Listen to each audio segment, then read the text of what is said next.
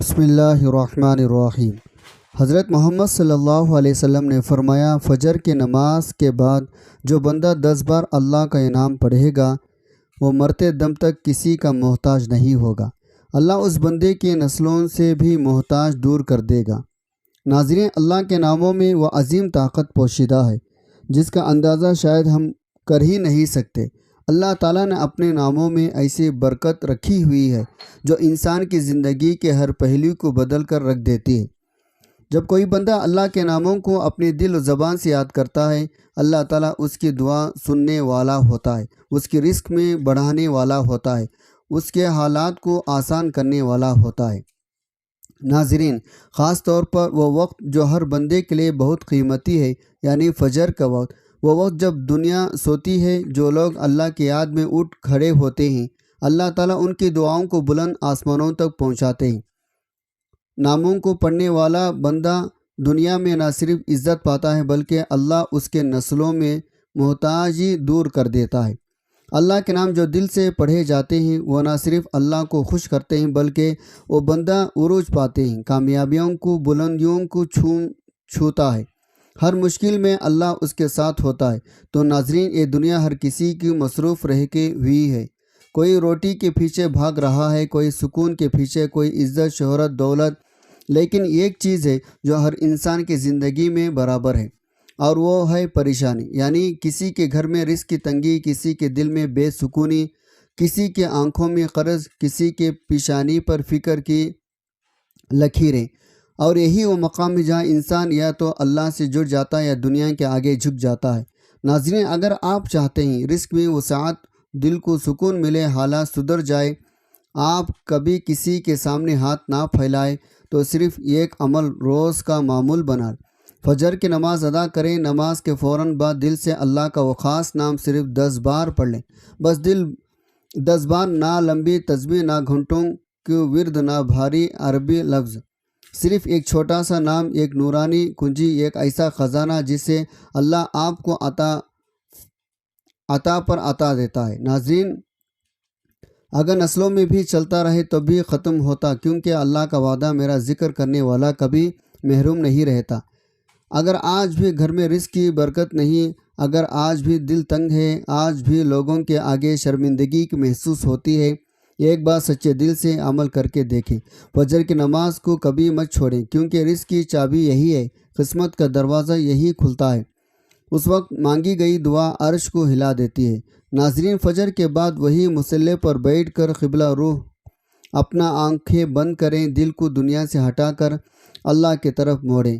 اس ایک نام کو 10 بار پڑھیں، کیونکہ نیت خاص نہ رکھیں، بس یہ نیت رکھیں، یا اللہ مجھے کبھی کسی کے آگے ہاتھ پھیلانے کی ضرورت نہ پڑے۔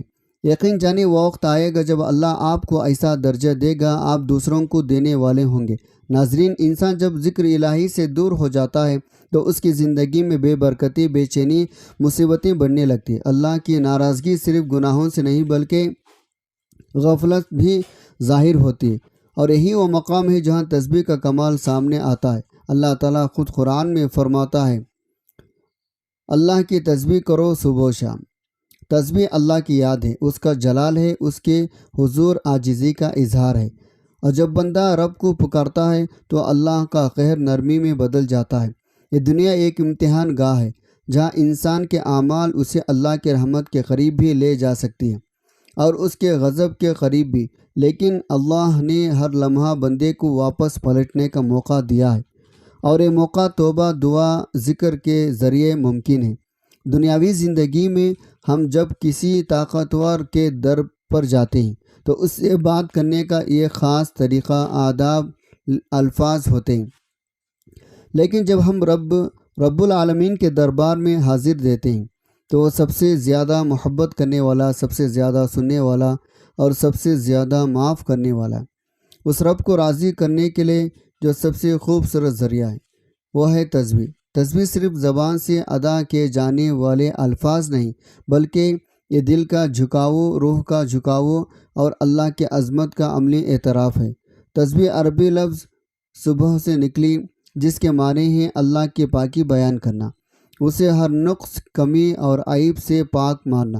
تسبیح کے ذریعے ہم اللہ کی بڑائی، عظمت، کمال کو مانتے ہیں۔ جب بندہ دل سے اللہ کی تسبیح کرتا ہے تو زمین، آسمان، ہوا، پانی، حتیٰ کہ کائنات کی ہر چیز اس کے ساتھ شامل ہو جاتی ہے۔ تسبیح ایک ایسا عمل ہے جو دل کو اللہ کے قریب اور زندگی کو بابرکت بناتا ہے۔ قرآن مجید میں تسبیح کا تذکرہ تقریباً ہر دوسرے پارے میں آتا ہے۔ اللہ تعالیٰ نے خود فرمایا، سورۃ الحدید آیت نمبر 1، اللہ کی تسبیح کو ہر وہ چیز جو آسمانوں زمینوں میں ہے۔ دوسرا سورۃ الحشر آیت نمبر 24، وہی اللہ جس کی تسبیح ہر چیز کر رہی ہے،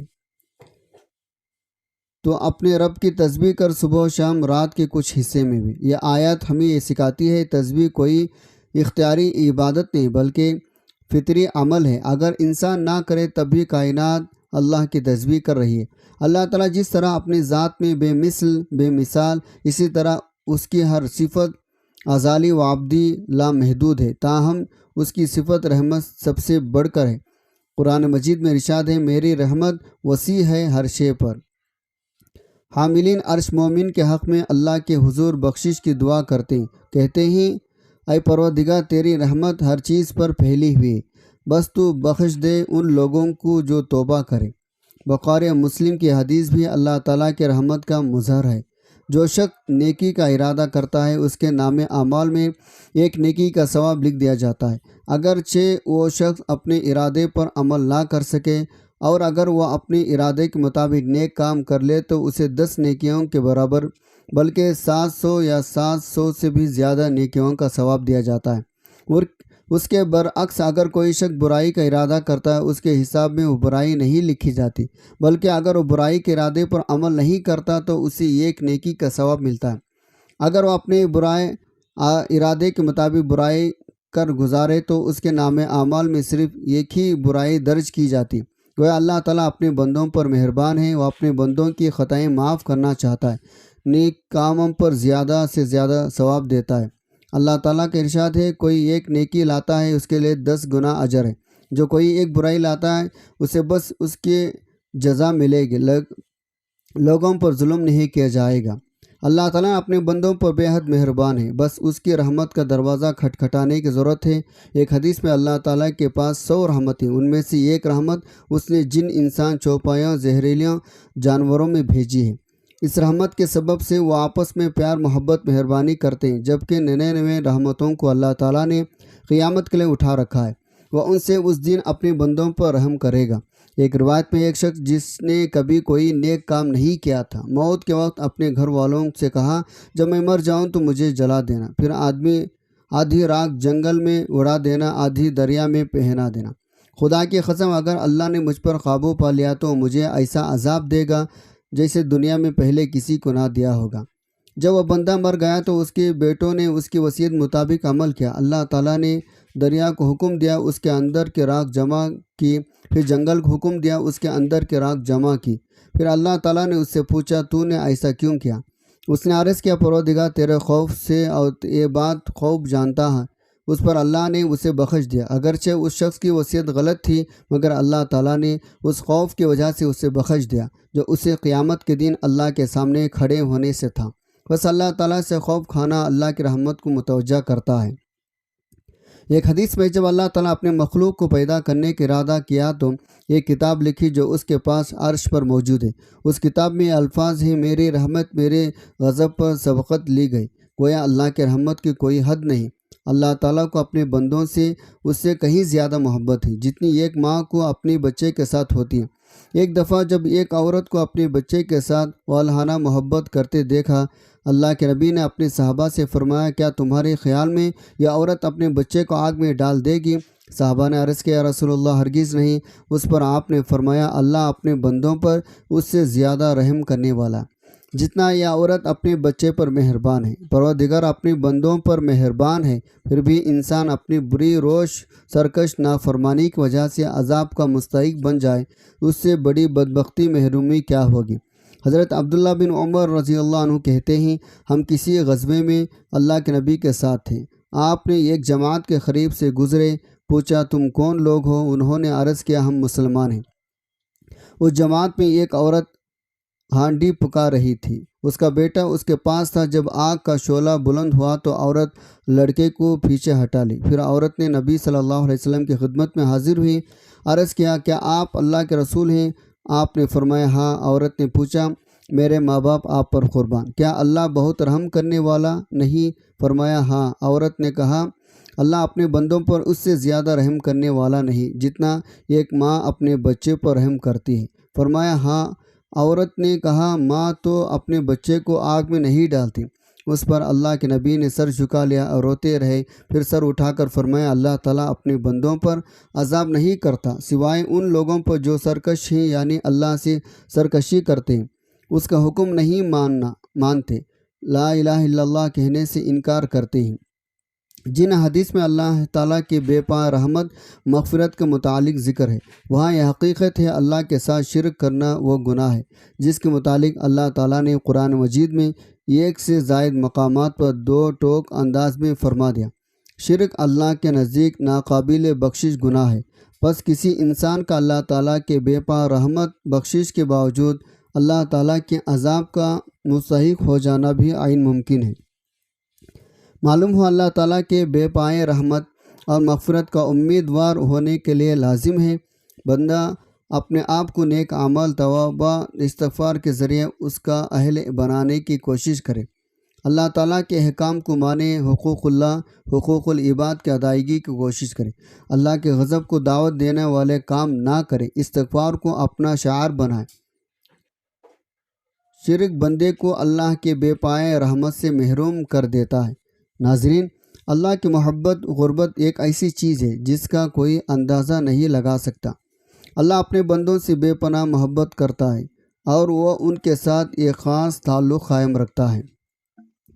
اللہ کا یہ وعدہ ہے، اپنے بندوں کو کبھی نہیں بھولتا۔ جب بندہ اللہ کا ذکر کرتا ہے تو اللہ اسے اپنی یاد میں رکھتا ہے، اس کے ہر دعا کا جواب دیتا ہے۔ اللہ تعالیٰ اپنے مخلوق سے بے پناہ محبت کرتا ہے اور وہ ہمیشہ اپنے بندوں کے قریب رہتا ہے۔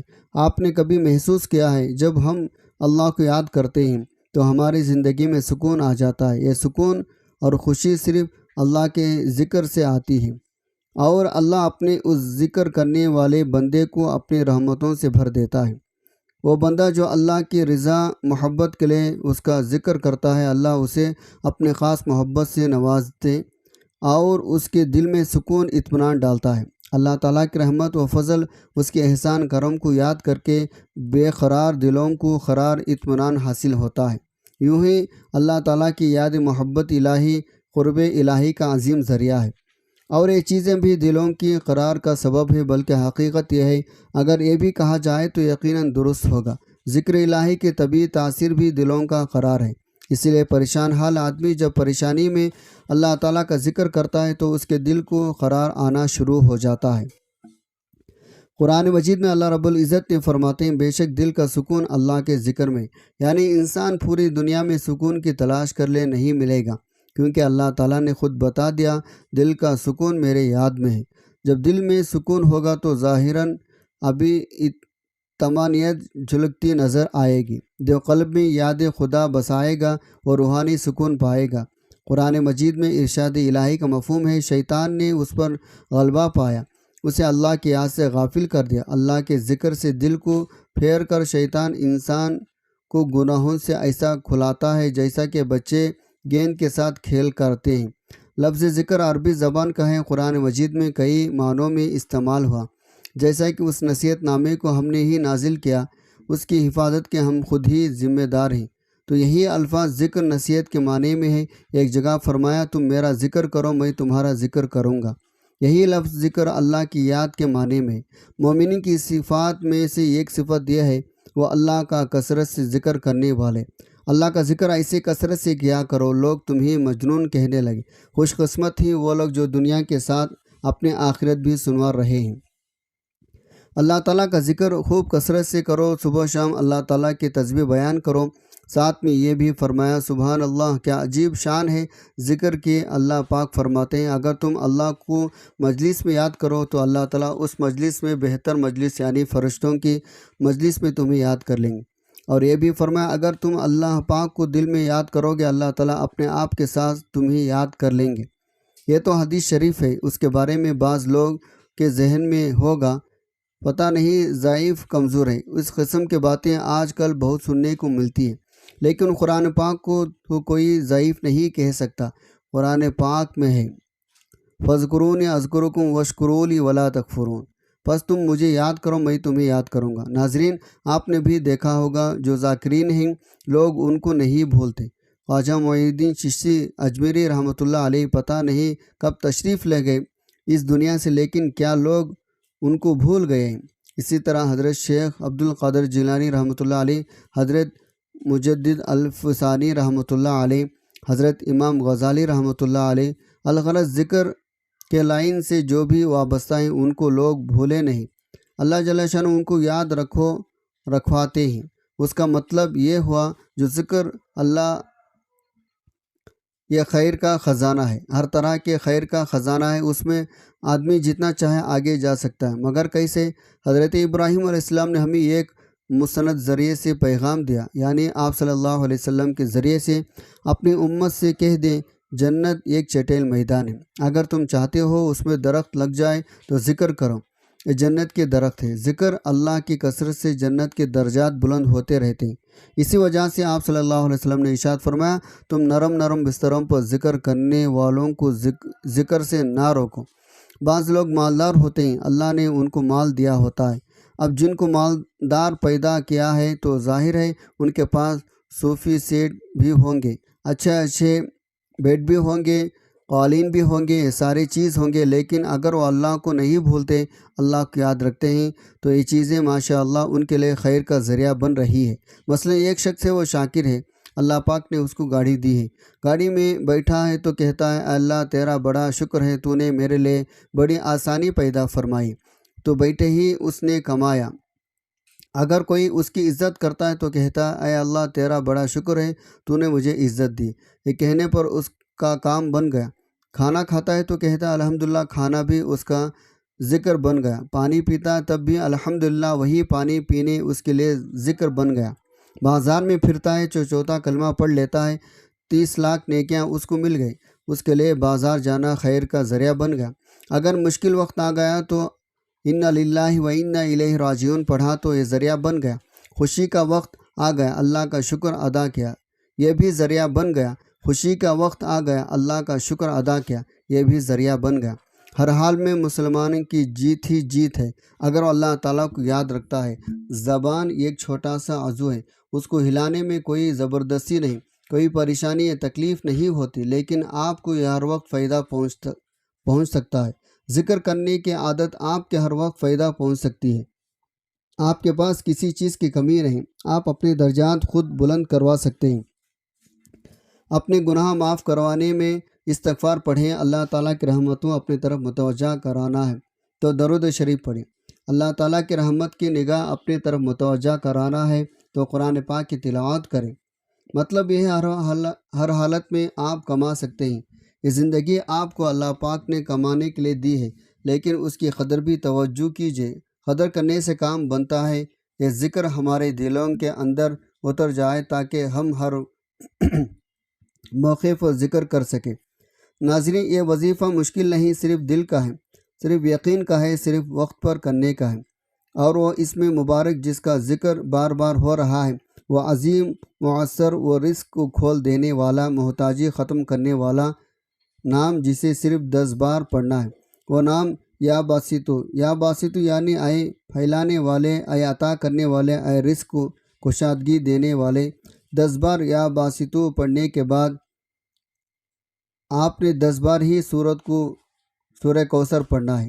انا اعطیناک الکوثر فصلی لربک وانحر ان شانئک هو الابتر۔ ناظرین، اول آخر درود پاک پڑھ کر درمیان میں 10 بار جو اسم اعظم سورہ کوثر پڑھتے ہیں تو رزق کی تنگی کیسے ختم ہوتی ہے، محتاجی کس طرح مٹتی ہے، اللہ کس طرح آپ کی زندگی میں ایسی برکت ڈال دیتی ہے، دنیا بھی رشک کرتی ہے، آسمان والے بھی دعائیں دیتے ہیں۔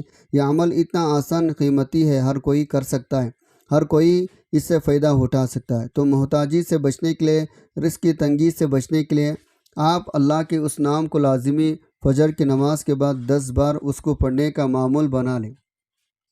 انشاءاللہ مرتے دم تک کسی کے محتاج نہیں ہوں گے، بلکہ اللہ آپ کے نسلوں پر بھی محتاجی کے دروازے بند کر دے گا۔ انشاءاللہ آپ اس پر عمل لازمی کریں، آمین یا رب العالمین۔